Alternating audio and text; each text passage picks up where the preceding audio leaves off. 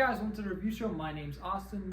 Anyone But You stars Glen Powell and Sydney Sweeney. Despite an amazing first date, Bea and Ben's intentional attractions quickly turn sour. However, when they unexpectedly find themselves at a wedding in Australia, they pretend to be the perfect couple to keep up with appearances. I'm not a big fan of rom-coms. It's never really been my thing. There's a couple out there I will like and watch. I did like a couple like Ryan Reynolds' films, like the one where he tells us different stories about each girl to his daughter, and the daughter tries to figure out his, which one is her mom. That one's a really good one. I like that one a lot. And another Ryan Reynolds movie is like the Friend one, where where he starts out fat and next he's ashamed of himself when he's fat in high school. He's ashamed of himself, so he becomes like this fit dude that's rich. Comes back to his old town. It's a fantastic film. I like that one a lot too. But nothing really. But when it comes to that rom-coms, they're just not fun. Not necessarily fun. It's always like forced situations, and that's what makes it non-fun. And where I'm like, man, whatever enjoyment I'm having is just gone because you try to force this drama or force this situation in a way that makes no fucking sense. And I get that it's a fucking movie, but I don't like that shit. That shit pisses me off and it takes me out of the movie.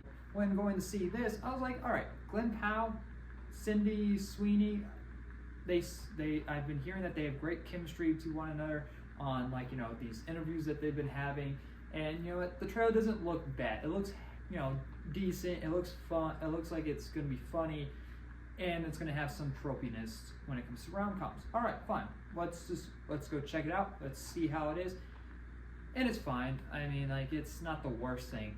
I've seen terrible rom-coms, and this is fine. It's not it definitely does have some tropey rom-com moments, and those moments do get on my fucking nerves.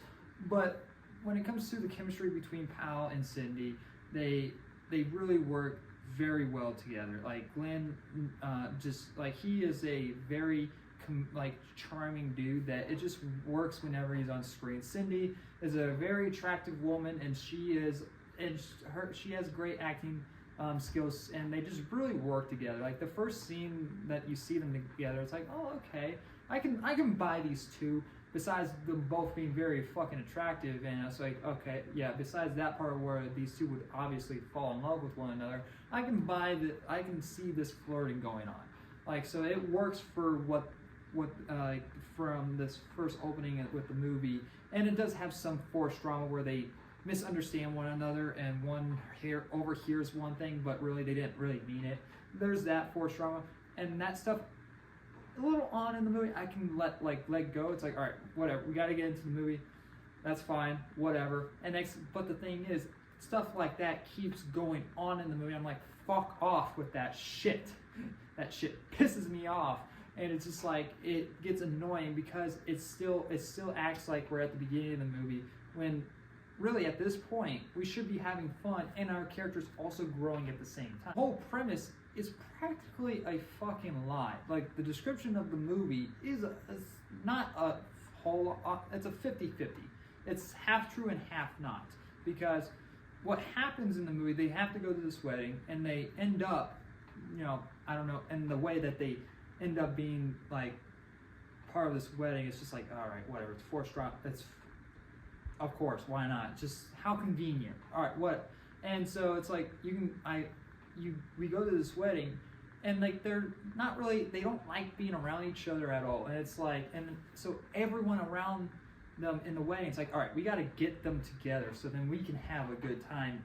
And even the bridesmaids, these two lesbians, all right, yes, they're the ones that came up with the idea. It's all right, we got to get these two to get together or fuck or something so then we can have a good wedding. It's really, that's your solution, is to waste one of your best weeks ever on two people that don't like each other so they can just bone one another and that be the end of it? It's that's your plan. It makes no sense. And if you have this subplot with Cindy's character Bea, who has a ex-fiance, and her parents is loves this guy. Like, they say that he's a perfect guy, and we don't learn anything actually about him, why he's a perfect guy or anything. They just say he's a perfect guy. Tell, don't show, I guess, is the way to do it in Hollywood. And so one of the dumbest things in the fucking movie that they do is invite this guy to Bee's sister wedding, because Bee is the sister of one of the bridesmaids, or the brides in the wedding. And it's like, really, this is fucking dumb. And why would the guy ever say yes to this? I get that they do sort of mention that he is tricked, like, you know, in some form, that Cindy's character wanted him to come or something. But it's like, this, you guys have been separated for 3 or 6 like ish months, and it's like out of nowhere, like on her sister's wedding, it's like, yeah, I would like to see my ex-fiance who I left because I felt like he was too perfect. Like, it's dumb. It's forced drama, and that stuff I don't fucking like. It's like, why not have it where he's already there and that he's invited, and he's even though that he is not dating or getting married to Cindy's character Bee, that he's good friends with one of the people part of the wedding. There's better ways to work around it than to make the parents look like they're fucking assholes. And I don't understand that type of writing.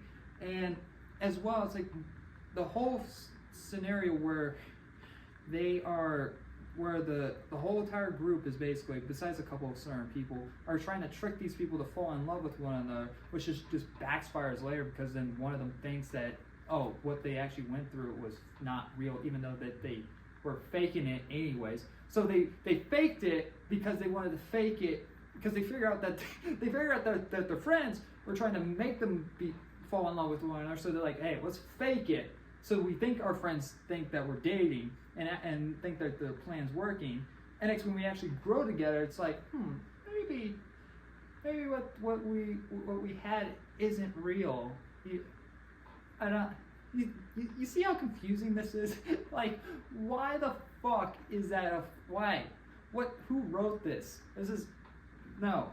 You can have the subplot where you're like, okay, you have Glenn's ex-girlfriend there, because she's cousins with one of the bridesmaids, and or the bride. I don't know why I keep calling the bride the bridesmaids, you can have the ex-fiance there because, you know, friends or whatever, blah. And it's like, Glenn wants to make the girlfriend jealous so she can crawl back to him, and B just wants the ex-fiance to leave her alone. You can still have that be the subplot, and that's when they get together, so then, you know, they get what they want, but then they end up growing together and actually thinking that they have something, you know, good with one another. Like, you can have that and not have this forced conflict later on in the movie that every freaking rom-com has, where they have to break up basically and get back together 5 minutes later. Like, every scene in your movie should have a purpose, and there's a lot of scenes in this movie that don't have a fucking purpose, and they feel a waste of time just to pad out the runtime. And so it's just like, and there's fun things to have in this movie. I like some of the scenes when it comes to, like, Glenn having to save Cindy from falling off a boat, or Glenn taking his pants off because they try to, you know, they decide to put their hands in one of each other's pants, and like Cindy actually pulls out a fucking spider, and Glenn freaks out and takes off his pants and throws them, and, you know, be like, and realizing like, oh wow, that was a stupid idea, why did I do that? Like, stuff like that I like, and it's funny. And honestly, speaking of that scene, Glenn, from my understanding in an interview, Glenn said like he almost died actually during that scene because it's on a cliff and all that, and he took his pants so fast off that he almost tripped and fell off, which is terrifying. And apparently, a real spider that they used bit Cindy, and so a lot of weird stuff happened in this movie apparently. I'm gonna give Anyone But You a C-. It's fine for what it is. It's not the worst rom-com film I've ever seen. Like, I don't remember the names of some, but there are really bad ones. There's even that Owen Wilson one, which I believe I gave like a C or something. Not terrible, but I think I overrated that film, to be honest. There's like an Owen Wilson film where he, starts dating the singer, and it's all these rom-coms actually have like the same feeling where like they have to fake dating one another, and it's weird. Even Glenn Powell was in another movie that was somewhat like this, where he, tries to set up two people, but they don't know that they're being set up in a way. It's fucking dumb. It's the most tropiest shit in any movie. But yeah, anyway guys, thanks for watching. Like always, I'll see you guys in the next review. Bye guys.